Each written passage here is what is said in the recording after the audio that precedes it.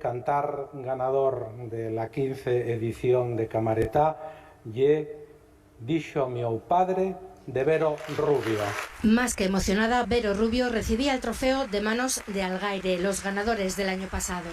Me siento tan afortunada, tan agradecida, ya no solo del premio, ya de la gente que me rodea, la gente con la que estoy, gente a la que quiero.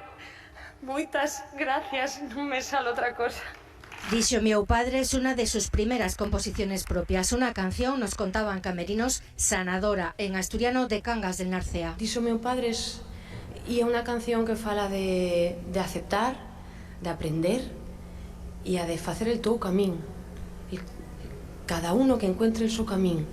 De eso fala Dixo meu padre y faime bien. Una final, en palabras del jurado, muy reñida, en la que también competían José Manuel Tejedor con el tema Les Tos Nales, Marisa Valle Rosso con Tonada y el grupo Alienda con Zanca de Cabra. El premio, además del trofeo y 6.000 euros, se traducirá también en un videoclip y en la participación en el circuito Autores en el Camino.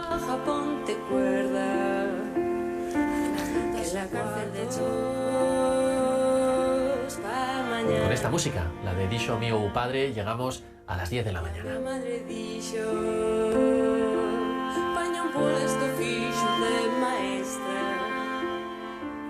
Que esos trabajan poco,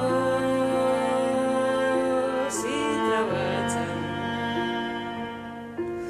Ya yo no sé, no sé, yo no sé, no sé, no sé qué hacer, no sé dónde voy, no sé, no sé, yo no sé, no sé, no sé qué hacer.